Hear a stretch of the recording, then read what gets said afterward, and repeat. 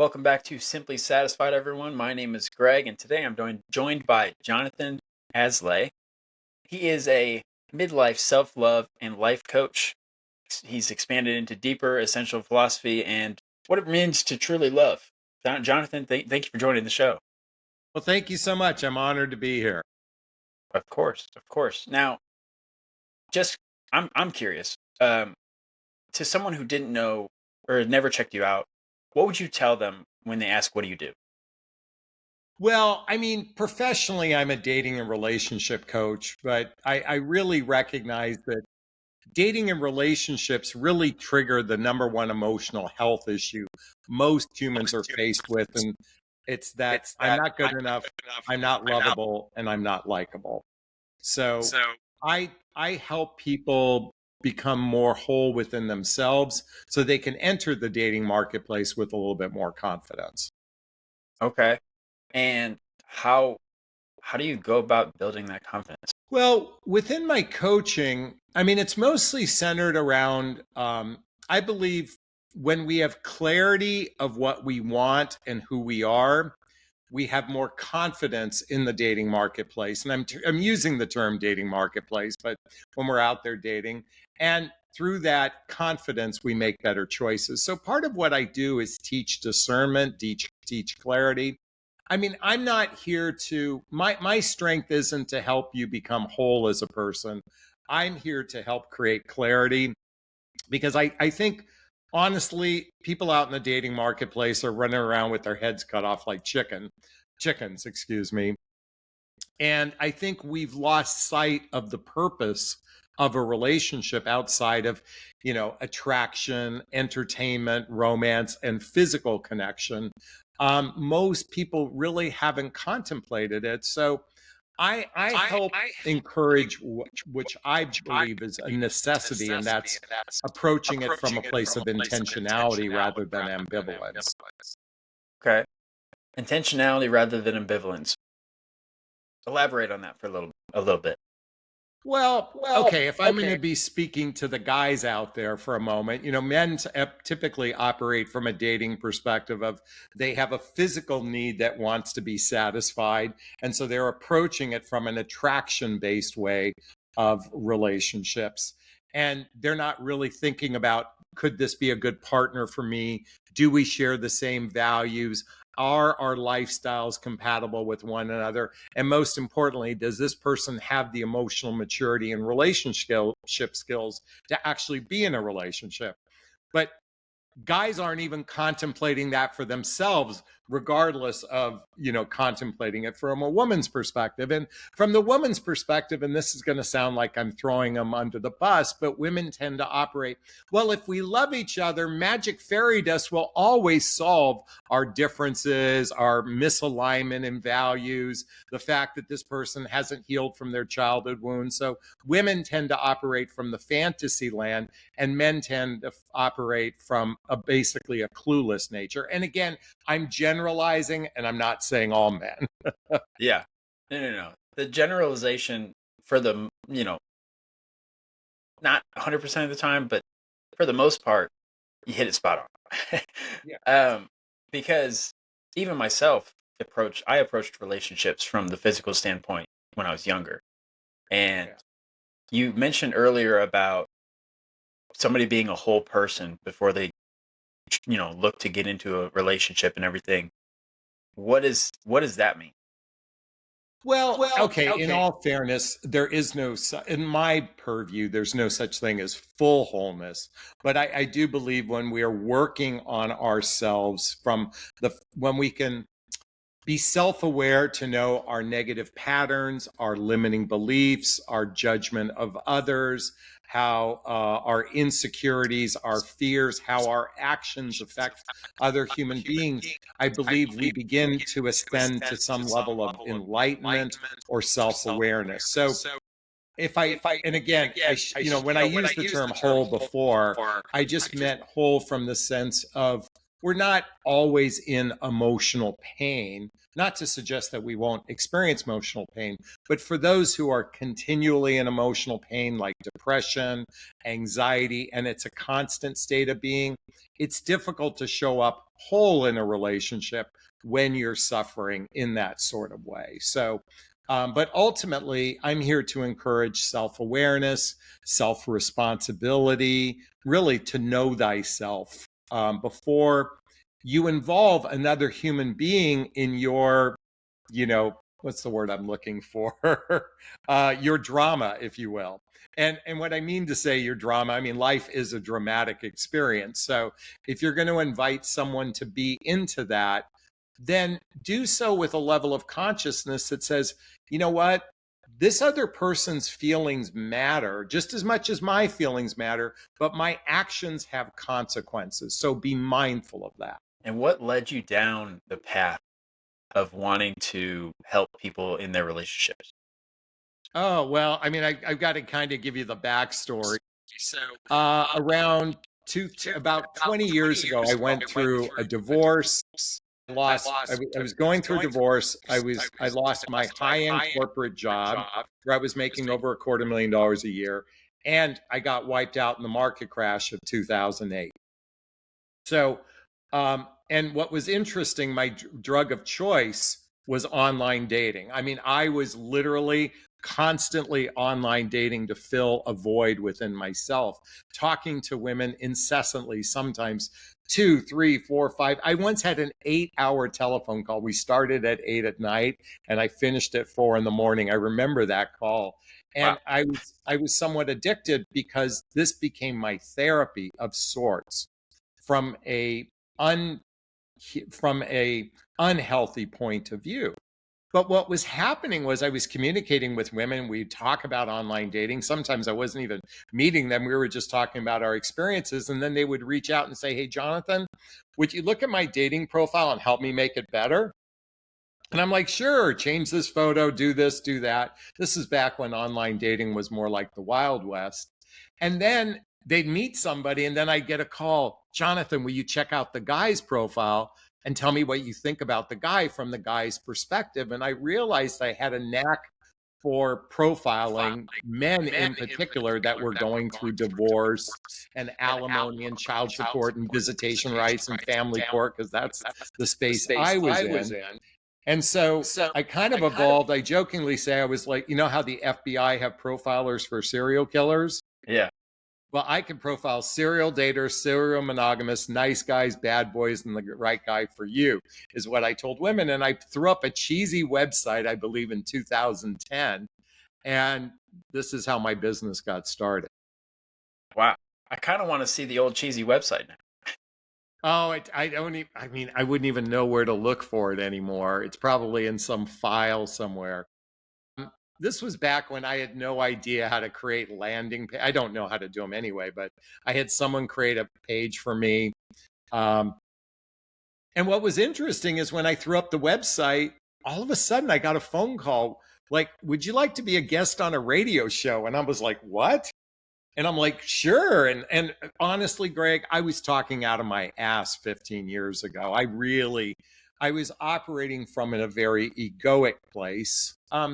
I mean, I wanted to do good in my heart, but I really didn't study human behavior until I started to do my own personal development, self-help, spiritual work, and therapy to heal in my own life. And then that's helped escalate or elevate my business since then. Now, you went down this path for yourself of healing and personal development. How did that all start? Well, I'll be candid with you. So at the time I went through divorce, or when, we got divorced officially in 2007, I was in the pit of despair. I used to go to bed wishing I didn't wake up. As I told you, I'd lost my money in the market crash and I lost my high-end job. I was doing cocaine and alcohol just to get through the day, plus online dating. And I was in such a place of desperation that I reached the pit of despair at one point, and I said, if I'm going to get out, I'm going to have to do something about it. And at that time, I had already purchased years ago a bunch of Tony Robbins CDs, And I'm starting to listen to it. And then the movie The Secret came out. I'm like, that resonates with me. And then Wayne Dyer and Joe Dispenza and Abraham Hicks, all of these people that I were in the personal development realm. And I just started to feed off of all that. And that's kind of where it began, back around 2010 is when I started to get out of the pit of despair. And I recognized that if it wasn't for being in the pit of despair, I couldn't speak to the pain, the emotional pain of finding your way out of that. And to some degree, I share from those experiences, but I recognize we have to, life is a series of experiences, and oftentimes it is in our pain that we find our true strength. I like that. So you went down this road, started to know yourself, started to love yourself. Well, here's the thing on that one. And I wrote a book called What the Heck is Self-Love Anyway? The book behind me. To the extent that I love myself, I'll be candid with you. I crucify myself habitually. I flog myself regularly. Which you wouldn't do to a small child. And the way I look at self-love, I think of self-worth, self-esteem, self-confidence, self-reliance, self-determination, self-discipline. But most importantly, I believe we all have an emotional 6-year-old inside of us that is trying to navigate life, from that adult perspective.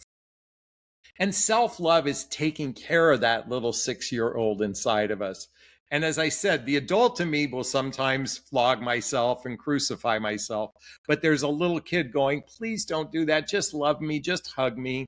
And I know this sounds, I know it sounds a little airy-fairy, if you will, but I truly believe on an emotional level, we human beings are still just barely evolving on an emotional level beyond infancy. And this is where personal development, self-help, spiritual work, and therapy can help us grow past that space and to genuinely, love ourselves the way we would a child. Okay. And so I guess this pertains to what we were just talking about, but what is self-love? What is your definition of it? It's funny. I should pull up my book and read from it. It's really what I just described a moment ago. It's like it's taking care of the little emotional 6-year-old inside of us. That's what self-love is. Self-love is also taking care of your body, taking care of your mental health, being of service to humanity, being in your power. We could also include the 4 agreements, be impeccable with your word, do your best. Don't let the opinions of others affect how you feel, and don't project yourself onto other people. These are all within the scope of self-love because it's incorporating, as I said earlier, self-worth, self-esteem, self-confidence, self-reliance, and just using it in a blanket term of love. And love is such a powerful force when we can actually tap into it. And we all have this power within us. It's just, I believe, we've forgotten, or our ego takes over in many cases and does the driving of the bus for us, which oftentimes leads to temporary satisfaction, but overall dissatisfaction. Okay. And let me be clear. I mean the unhealthy part of ego. There's a healthy part of self that's important, but I'm talking that selfish part of ego that is self-protective and inconsiderate to other people. So what is the most important, or what are some of the important things when it comes to self-love? Is it looking more on the selfish, kind of being selfish side, or is it connecting with others, or is it relationships? Well, we could literally unpack that for a long time, but I let's look at it from this vantage point. To be self-aware, I want you to imagine that we all live our lives. We're like actors on a stage, okay? So not in a movie screen, but on a stage. And That's who we are. And the director is our ego telling us what to do. Okay. And sometimes we listen to the director, and that director is us too. It's our ego. Sometimes we listen to the ego, sometimes we don't. And then the other actors on the play are other mirrors of ourselves. That's another way of looking at it. But self awareness to me is to be the audience member watching all of this from that objective point of view. And if we can objectively look at our fears, our insecurities, our negative patterns, our limiting beliefs, how our actions affect others, how our negative judgments, even of others, affect our lives, if we can do that from the objective point of view, I believe that's stepping into self-awareness. And when we operate from a place of self-awareness, I believe we come from a place, hopefully, of more compassion, more care, both for ourselves and everyone around us. Unfortunately, we are a world of gigantic ego that will judge other people's behaviors and oftentimes be myopic and be selfish, even when we think we're being selfless. So, Yeah, because I see it often, like very often, um, especially on the male side of social media or just media in general, where they're like, "Oh, I'm practicing self-love," and it's like they're basically saying, "F the world, be selfish." well, to some degree, one of the principles within self-love is to put the oxygen mask on yourself first. So, when you're on an airplane and flight attendant says, in the case of cabin pressure change, oxygen mask will drop. And if you're traveling with a small child, put the oxygen mask on yourself first. To some degree, we must do that to be of service to others. And I will say that, sadly for the younger generation, and I'm talking about the millennials and the Gen Zs, you guys have been indoctrinated through social media with the manosphere, the red pill, the men going their own way, and a lot of rhetoric that's pointing it's all pointing the finger at the problem is the feminist movement. That's why you suck, okay? And this is why, and by the way, and it really sucks that only 10% of the guys, the cream of the crops, the rappers, the billionaires, which is such a farce, because when you listen to these red pill, state creators and such, they're talking about that small percentage. The reality is the average girl is still dating the average guy, for the most part.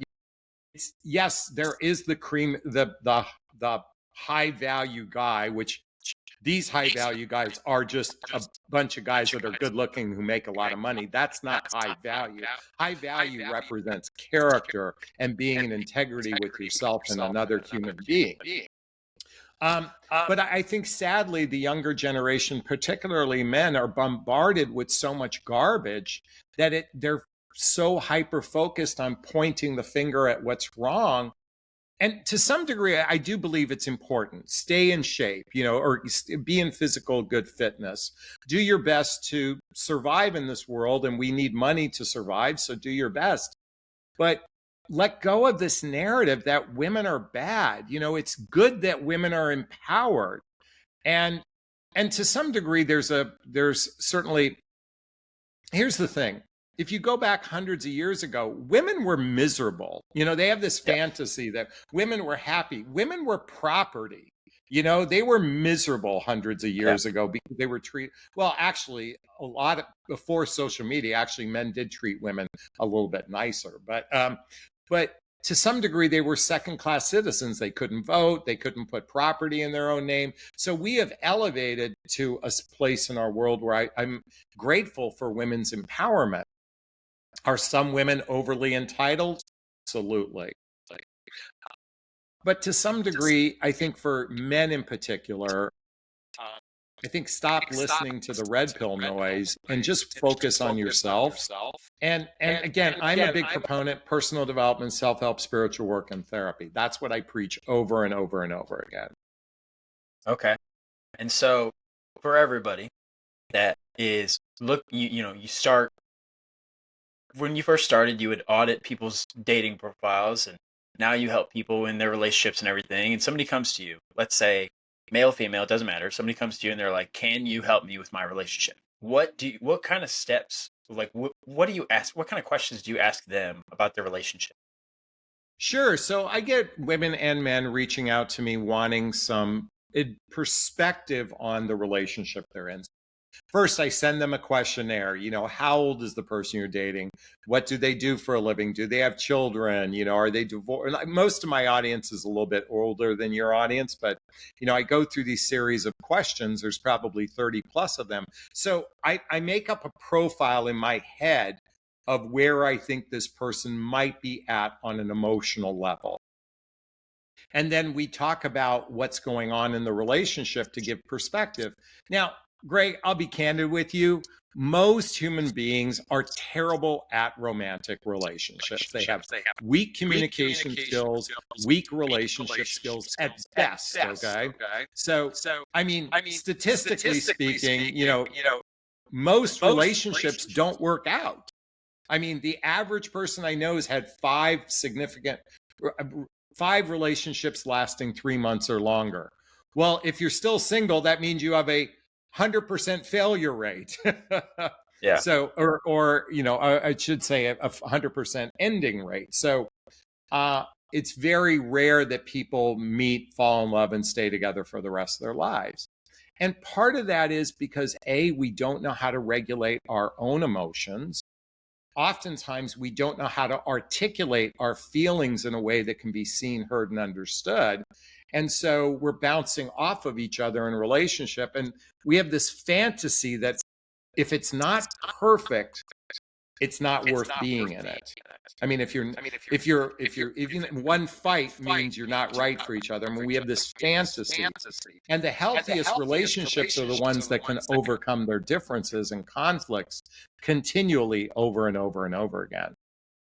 Okay. And what are the signs of an unhealthy relationship? Well, I like the way the Gottman Institute talks about it. And for anyone you just Google Gottman, Gottman, excuse me. The Gottmans talk about the four horsemen of the apocalypse, and that is criticism, contempt, defensiveness, and stonewalling. Those are the four relationship killers, if you will: criticism, contempt, defensiveness, and stonewalling. And so if you look at the average couple that's in emotional turmoil, one or all four of those things are going on in their relationship, most likely. Okay, so criticism, contempt, and then the other two. What were the other two? Defensiveness. Defensiveness. And stonewalling, or basically stonewalling is like avoiding the problem and not dealing with it. Okay, stonewalling. I've probably had all four of those in a relationship. Hey, me too. I even though I do this for a living, I still stick my foot in my mouth all the time. So, but the most important thing I've learned is when there's a disagreement with somebody, a difference, for me, it's learning to listen to their point of view and accept that their point of view is true for them. In other words, not to negate their point of view. I can have an alternate point of view, and it's important for me to express my point of view in a healthy way, not in a critique of them, criticism them, nor in a way of contempt as if I'm better than them. Usually criticism and contempt or defensiveness, as we talked about, or stonewalling, I mean, all four of those. Usually what happens when there are differences. So it's learning to go, you know what, my partner's point of view is right for them. Doesn't mean I agree with it. And sometimes it's okay to disagree.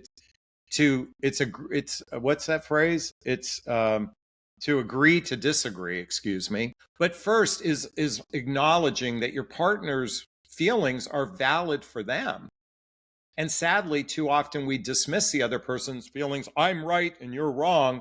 And that's where conflict occurs, instead of saying, hey, I'd rather be right. I'd rather be happy than right. So how can we get to an amicable solution when we have a difference? So how often do you find yourself teaching people empathy? Because you talk about, Um, being able to kind of see it a little bit through the other person's shoes or through their eyes. How often do you teach empathy or compassion? you know, I mean, to some degree, I'm always talking about it. I'm always, at least whether I'm doing a podcast, shooting a video, talking here, or even talking to a client, I'm always encouraging, what would love do? Like, that's the response to ask yourself, how would love respond? What would love do? And in other words, how can I do it from a place of my heart, not from a place of my ego? I can encourage that, but again, remember coming back to self awareness? If all you think you are that person on stage, and that's the silo you live in, then the world is according to that. And you can't step outside of that. You're going to be stuck usually in a cycle, particularly in romantic relationships, because, I mean, it's rare that two people come together perfectly aligned, And in today's world, we're a melting pot of different values, different cultures, different socioeconomics, different expectations. And so it's rare that you meet someone just so perfectly aligned with you. So, I mean, I'm frequently talking about it to answer your question, but what I try to do is to some degree be a little bit of a role model. I tend to spend most of my time encouraging women to avoid the wrong guy. Like, that's where most of my work falls under. Is because they're attached to a person who's incapable of being in a relationship. I mean, a healthy relationship, but they're attached. And so I spend more time trying to dismantle that attachment that they have. But ultimately, we have to learn, advice. I believe advice is good for perspective, but ultimately we have all the answers inside of us. We all do. We just don't know how to listen to it, or our ego takes over and fucks with us a lot. But ultimately, if I just offer perspective, and if I do it over and over and over and over again, maybe it sinks in. I mean, again, I'm not suggesting my perspective is always right, but it's an opportunity for a person to make choices for themselves. Okay.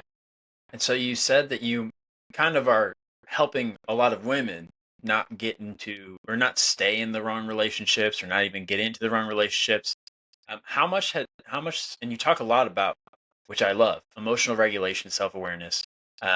We, I agree. Emotional maturity is of the four realms of personal development, physical, mental, emotional, spiritual, probably the lowest developed. Physical, there's been a lot of newer research and everything on fitness and health and all that other stuff. Mental, a lot of philosophy and everything, and then spiritual philosophy as well. But emotional, there's still a lot to be discovered, I think. But Sure. how much? I'm just gonna spit it out, and I'm gonna let you free ball with it. Yeah. Emotional unavailability. Yeah. What is your take on that? So, okay, I mean, we could go down so many rabbit holes on this one. So, coming back to mind, body, spirit, emotions, it probably is the weakest developed part. But I would say for most humans, it's almost just one step below all the others. I mean, for most part, very few people are really fully evolved in all four of those areas. But from emotional perspective, emotional unavailability is usually, the way I look at it, like when you're in a romantic relationship, and we'll just use a romantic relationship for this context. You are either fearful for expressing your emotions, you are fearful to hear the other person's emotions, you are resistant to sharing your emotions, you're resistant to hearing the other person share their emotions.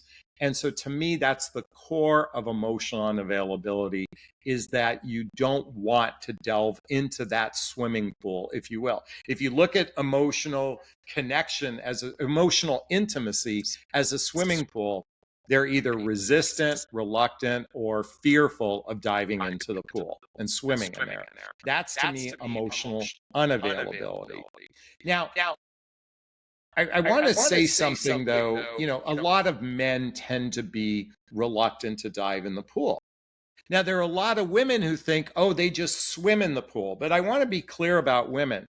Just because a woman can vomit her emotions like she's filling up the pool with a lot of vomit, and I'm saying it intentionally, tongue in cheek and dramatic and even a bit caustic, is women aren't necessarily any more proficient at expressing their emotions in a way that can be seen, heard, and understood. Just because they tend to vomit it doesn't mean they're better at it. Men tend to intellectualize their emotions. In other words, they tend to express it from the way they think, but they don't really step into the feeling. See, an emotion is a feeling. Men tend to be more logical, and then they express feelings from a place of logic, which and to some degree that's at least more diplomatic than vomiting, right? Women are like vomiting. Men are diplomatic at it, but they're still not connecting with the person at a heart-centered level. And again, I don't mean to throw women under the bus or men under the bus. This is an observation, and the hardest part of this is we all humans think we're the exception and not the rule. Like, I know a lot of people will be listening to this going, oh, I'm not what he's talking about. It's everybody else. And I just observed that the vast majority of human beings are not very good emotional communicators. In other words, being able to tap in what's going on emotionally and then express it. Okay. And so there's no perfect emotional communicator out there. And at least I don't think there's a perfect emotional communicator out there. But for men, for women, how can each person be better communicating emotionally or regulating emotionally, kind of having that crossing that boundary? That's a great question. So, for some people, it might be therapy. If you're with a good therapist who knows how to evoke your emotions out of you, how to evoke out of you that capacity to tap in and communicate, because usually, particularly men and women, we all need a safe container to express ourselves. So ideally, it's having somebody that can mirror it, someone who can hold space for you, because we're not going to learn this in a vacuum. We're not going to learn it in a book. Now, the way I became more emotionally expressive and to be a better communicator is I did a lot of group therapy.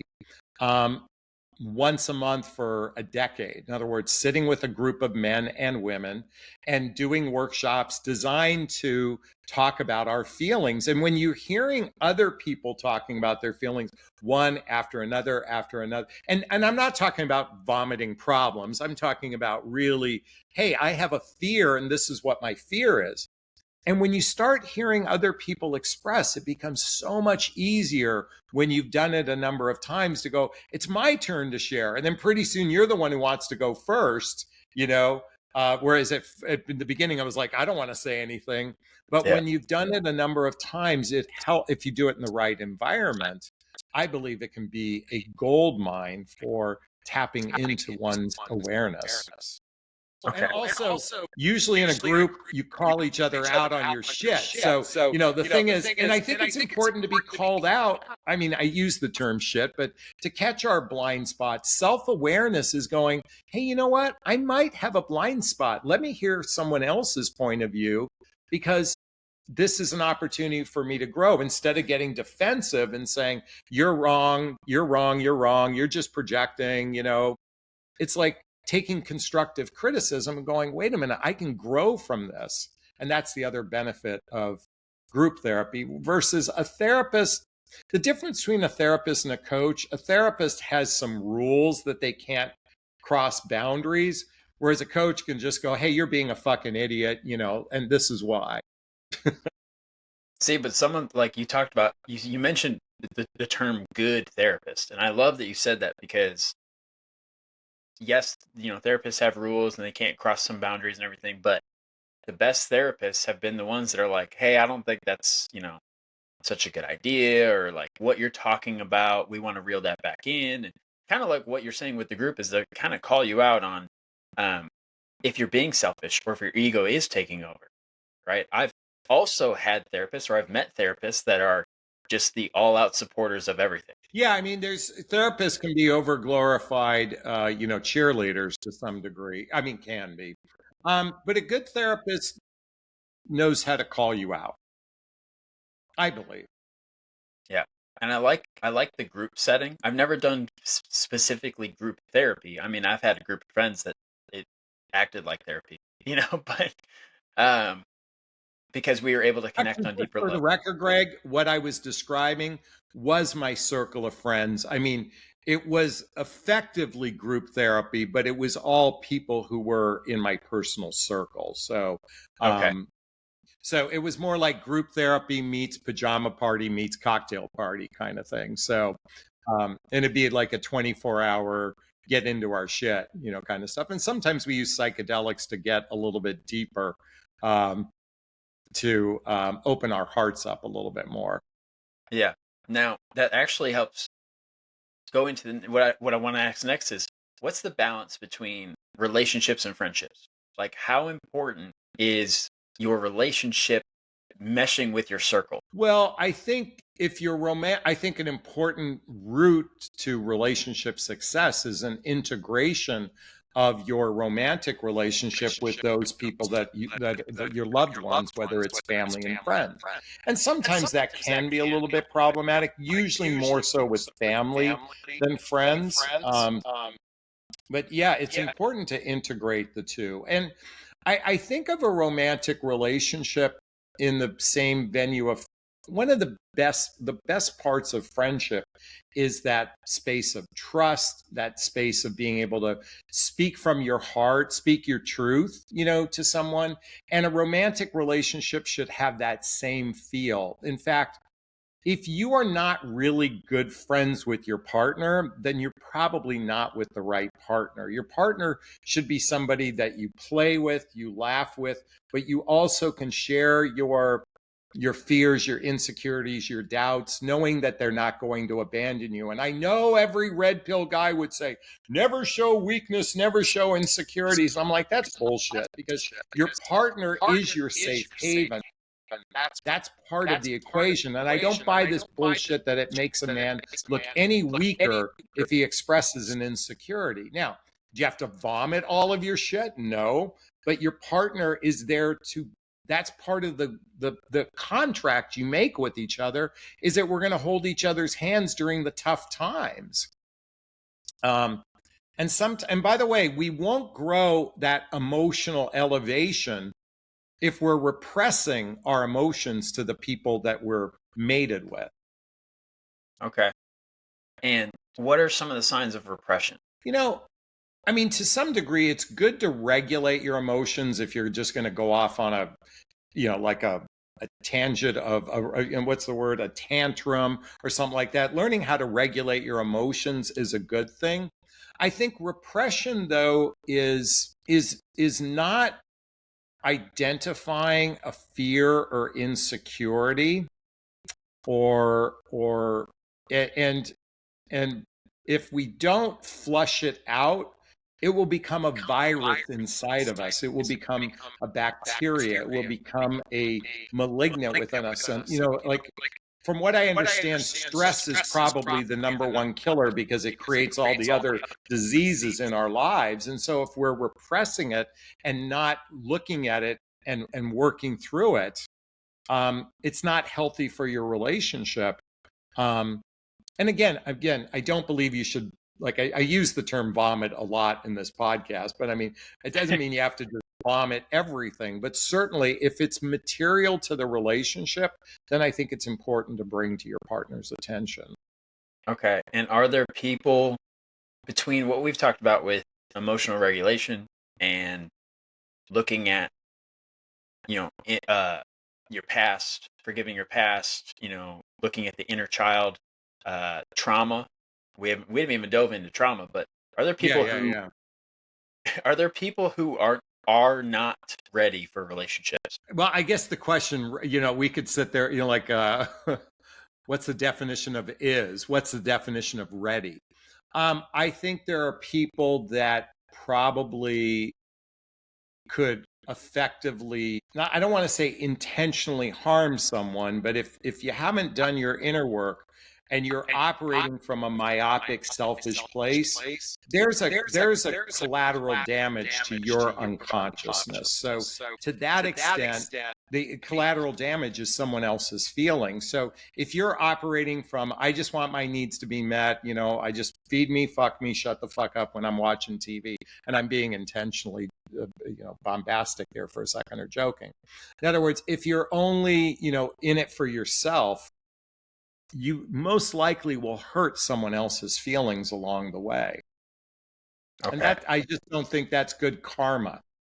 Yeah.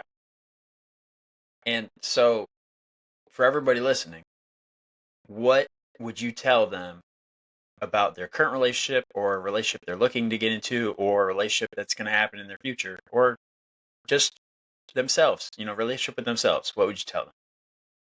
So, well, I think it's important to understand that, and I don't know the age demographic of your audience, but for those in their 20s and 30s, oftentimes the purpose of a relationship is to make babies and raise a family, for the most part. I mean, 8 out of 10 times, that's usually the case. When you're in your 40s and 50s and 60s, when you're most likely past that baby making years, it's really knowing, what's the purpose of this relationship? Like, why are we doing this? Is it simply just for companionship, connection, and sex? Or are we doing it because we want to build something together and have an idea of what that looks like? And sadly, again, most men in midlife are they're clueless. I mean, they're just like, I just want to get companionship, connection, and sex, and with the least amount of commitment necessary. And I'm here to say that when you fully commit, first off, I think it's important to commit to commitment, like make a commitment to commitment, and then operate by choosing someone who could actually be a partner in your life, someone that can wipe the vomit on your face because you're going through chemotherapy, or that person that will drive you to get your colonoscopy starting at age 50. You want that type of person in your life, and not just someone that's just in it for your own pleasure. And we are a pleasure-seeking society here in the United States for the most part. And women are guilty of this, and men are guilty of this. That's why, I'm here to just smack some sense into people. I'm like your big brother or your uncle, your father, going, okay, stop acting like a bunch of children and operate with a sense of decency for one another. Yeah. I mean, that's what people need, though. Is kind of that big brother, uncle, somebody to be like, hey, well, hold on, call them out, like we talked about earlier. That circle of friends, that group therapy, that therapist that's not just the cheerleader or the supporter. Yeah, that's what people need. And I think it's super important what you're doing, because there's a lot of philosophy behind the subject of love, the subject of connection, right? There's a lot of how it affects us spiritually and emotionally and mentally, and in all realms, physically. I think that, and I could be stepping out on a limb here. There's a lot. I've known people personally. I've seen people all the time. They're like, "Oh, I'm just not meant for it. I'm meant to be single my whole life." I don't believe that. I believe that everybody finds their maybe. Well, not does that mean you're going to be celibate your whole life? Then ultimately, I'm sorry to interrupt there, Greg, no, you're but good. If you're going to be single your whole life, then you're going to be celibate, or are you just going to want one casual relationship after another? And I can guarantee you that's a very hollow life if that's the way you think. It's temporary. See, it's always chasing the dopamine. You'll have one experience until it fades, and another experience until it fades. And trust me, you're going to most likely die alone, unless you're filthy fucking rich and can pay for, round the care, nurses and stuff like that. Care, it's a very selfish way, or it is a selfish way to operate, because the real value of love is to be a giver, not a receiver. That's the real value in love, is when you can give to another person. Yeah. And the container, like I used to be, look at, I'm not here to be a Puritan, okay? I am not by any stretch of the means. But the container of a relationship is designed that through time you build deep roots of trust with another person that says, I've got your back even in tough times. But if you're operating from a selfish point of view, it's going to be lonely later on down the road. That's all. Yeah. And trust. I mean, that's a big one. Yeah.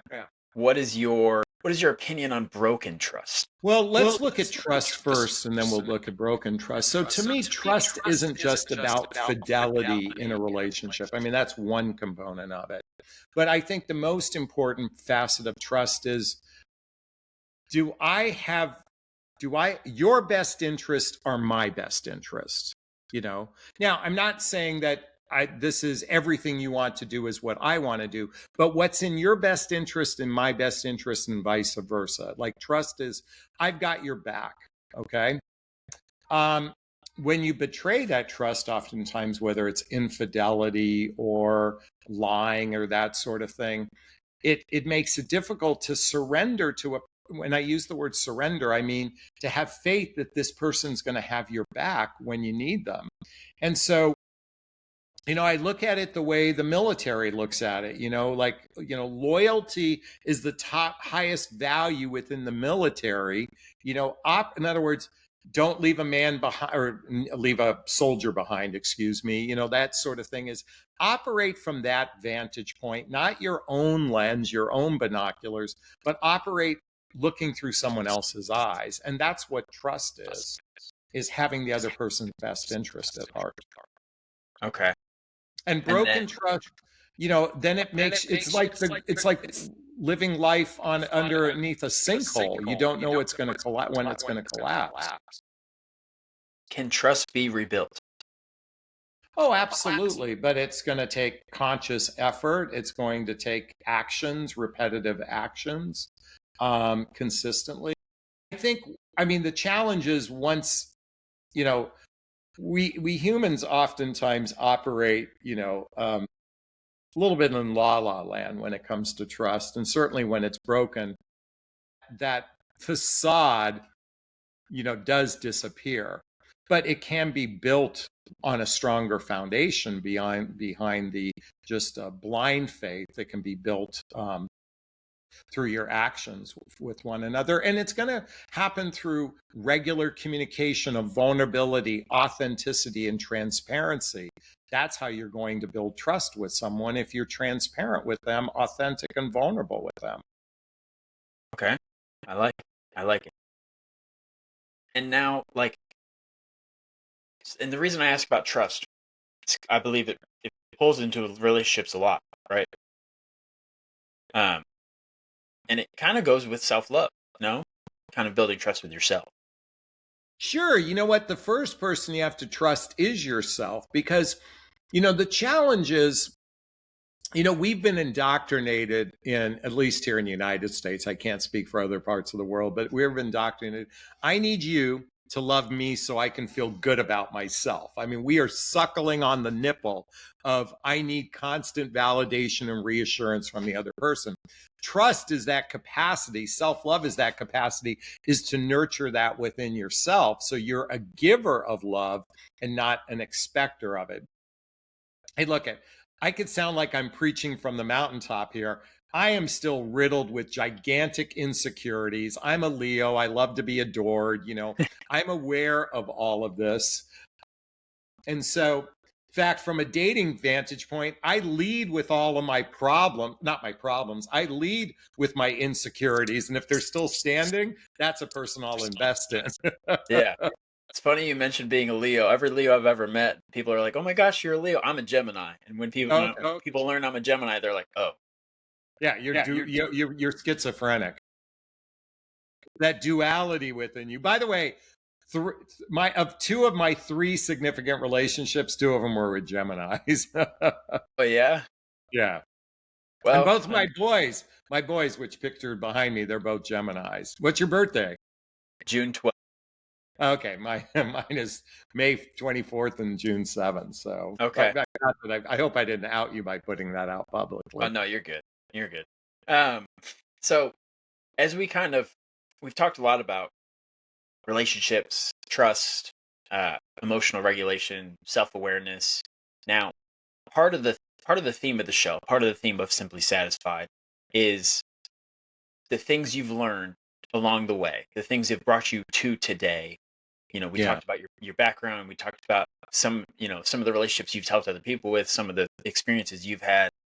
What is something, and it could be multiple things, what is something that you wish you would have learned or you wish you would have known earlier in life? I love this question, and it relates to your podcast because I used to think when I had the nicer car, I would be happy. When I had the nicer home, when I'd be happy. If I had the nicer this, I'd be happy. And so it wasn't until I was at a workshop that took a chalkboard and drew a horizontal line at the bottom of the chalkboard. And in the center of that horizontal line, drew a vertical line. And the way it was described, we'll use the left side, was I drive a Hyundai. And on the right side of that horizontal line, if I'm driving a Ferrari, I'm going to be happier. Okay. But it's a horizontal line. Okay.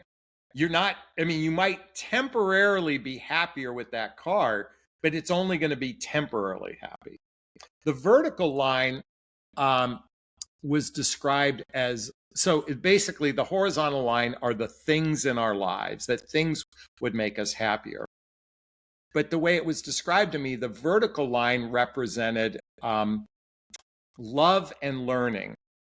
When we're actually loving on another person, when we're actually giving love, happiness continues to increase upward when you're operating from love. And when we're learning something new, we actually feel happier. When we genuinely learn something, we go, wow, I just learned something today. And so that's why reading books, listening to podcasts, taking in new information, learning something about yourself, learning something about another human being, learning something about humanity. And I don't mean just listening to the news and listening to information. I'm talking about you grew, you learned something new. We actually feel more empowered. Like, even if we learn to do, like, I don't know why I just thought of tying my shoes, because I already know how to do that. But when you remember when you were a little kid and you finally tied your shoes by yourself, like, you're like, wow, I did something. So when you can push past your comfort zone, when you can do something new that you haven't done before, that's where happiness is. And so simplistically speaking, we are more satisfied when we learn and love than it is the things in our lives. I love that answer. And I love how you tied it to the show. Like, everyone loves the question. That too. Yeah. Jonathon, thank you so much for being here today. I mean, we could talk on this for probably days. Yeah. But thank you so much for being here today. I know everybody listening will get a lot out of the relationship aspect. But do you have anything else you'd like to tell the audience before we end here today? Sure. First off, Greg, thank you. You're a great interviewer. I really appreciate you. This is fun. For those listening, let's get down to it. Life is a journey. It's not a destination. Okay. Believe me, you are going to have just as many down days as you're going to have up days. And I think trying to chase up days, if you're in that chasing always the high, chasing the up, chasing the dopamine, believe me, God, universe, spirit will knock you on your feet. And it's learning that, I'm going to say this: when things are going great in your life, work your ass off. And when things are going shitty, that's the time to rest. Okay. It's not the other way around. Okay. We oftentimes, when we think we got to work our ass off when things are going crappy, that's the time to cocoon, reinvent, rebuild, process, that sort of thing. And then really kick ass when things are going great. And that's just one of many things I'd share with you today. I love it. I love it. For everybody listening, I'm going to put all of Jonathon's information in the show notes. I'm going to put access to his book, which I'm going to go get the book. What the heck is self-love anyway? Sounds like an amazing book. There it is. I'm going to put all his information so you can check out his website. You can check him out on social media. Jonathon, thank you so much again. This has been awesome. And I would love to do this again sometime if we get the opportunity. Absolutely. I'd be happy to share with you. And maybe we can get a little more granular next time. Find out if anyone watches this and they say they want to talk about a subject, then we can just bring it up and we can start doing a Q&A if you want. Of course. Now, everybody, we're going to sign off with keep smiling, keep striving, and I'll catch you guys in the next episode.